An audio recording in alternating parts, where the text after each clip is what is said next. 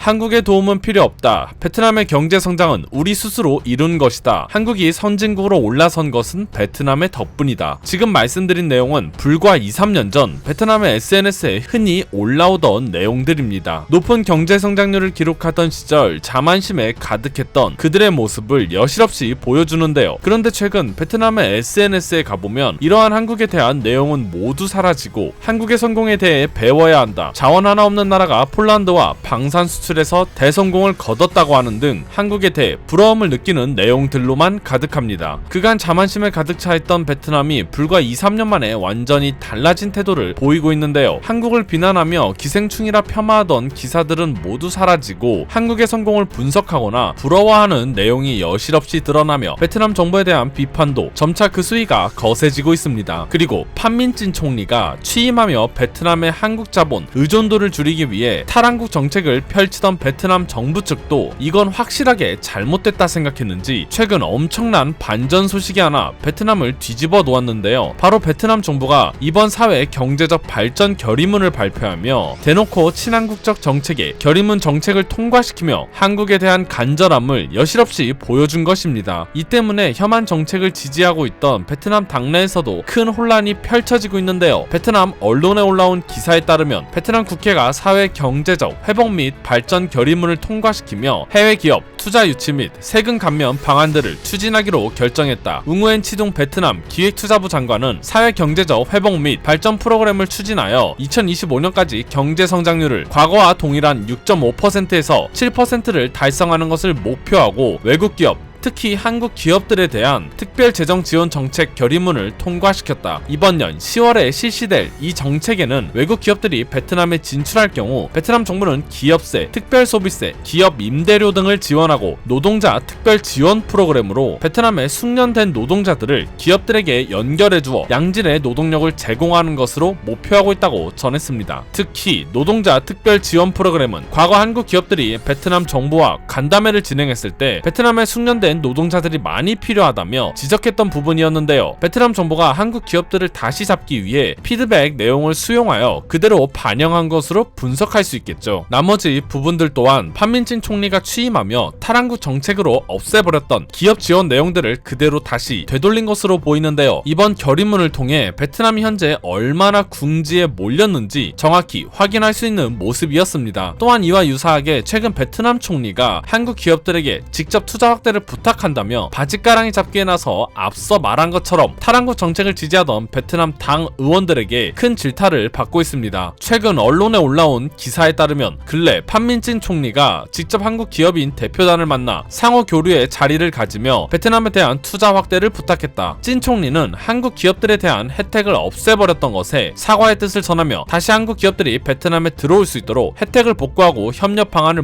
모색하겠다고 전했다. 또한 베트남이 국제적 가치 사슬의 중심으로 발돋움하는 밑거름이 될 수 있도록 한국 기업들이 베트남으로의 투자 확대를 고려해달라고 말을 이었습니다. 이처럼 결의문 내용과 베트남 총리의 움직임을 통해 베트남 정부가 한국을 잡기 위해 본격적으로 움직이고 있는 것을 확인해 볼 수 있는데요. 하지만 이러한 이들의 노력에도 불구하고 한국 기업들은 그다지 큰 반응을 보이고 있지 않습니다. 특히 한 한인 사업가는 이번 베트남 투자 협의의 상황을 보며 애초에 원래 있던 정책들을 없앴다가 다시 원래대로 돌린 것뿐인데 모조리 장황하게 설명하는지 모르겠다며 한국 기업들이 많아지면 다시 또 없앨지 누가 모르겠냐고 비난하는 의견을 보이기도 했습니다. 그도 그럴 것이 애초에 이번 투자 협의의 자리도 판민진 베트남 총리가 한국 외교부에게 사정하여 어쩔 수 없이 외교부 측에서 표면상으로 마련한 자리였었고 한국 기업들도 세계 정서와 한국에서 발생한 태풍 피해 등으로 정신이 없는 상황에 거의 반강제로 참여한 상황이었습니다. 이러한 상황에 베트남에 대한 투자고 뭐고 관심도 없을 뿐더러 아무리 혜택을 퍼준다고 한들 저번처럼 베트남 총리가 손 한 번 들면 한순간에 사라질 정책들이기에 이들이 말하는 파격적인 혜택은 기업들에게 아무런 의미가 없는 것입니다. 그동안 베트남이 보여준 행동들로 인해 이들에 대한 신뢰도는 사실상 0에 가까운 것이죠. 무엇보다 베트남 총리가 이렇게 한국 기업들에 대한 우호적인 정책을 펼치면서 간청하는 모습을 보이자 베트남 당내에서는 총리에 대한 비난 여론이 형성되고 있는데요. 그도 그럴 것이 판민진 총리는 베트남 베트남의 자주 독립을 외치며 탈한국 정책을 기반으로 당내에서 큰 입지를 형성했었습니다. 애국심을 이끌어내 한국을 사악한 국가로 만들며 총리의 자리까지 오르게 된 그가 결국 한국 기업들을 잡기 위해 몸부림치는 모습에 총리의 권위와 신뢰는 바닥까지 떨어지게 된 것이죠. 애초에 이렇게 된 사태의 내막의 원흉이 총리 자신에게 있는 것을 아는 것인지 모르는 것인지 참으로 안타깝기만 합니다. 갈수록 안 좋아지는 베트남의 내부 상황, 과도한 욕심이 부른 대참사가 과연 어디까지 이어질지 계속해서 소식 전해드리겠습니다. 이상 국민투표였습니다. 오늘도 시청해주셔서 감사합니다.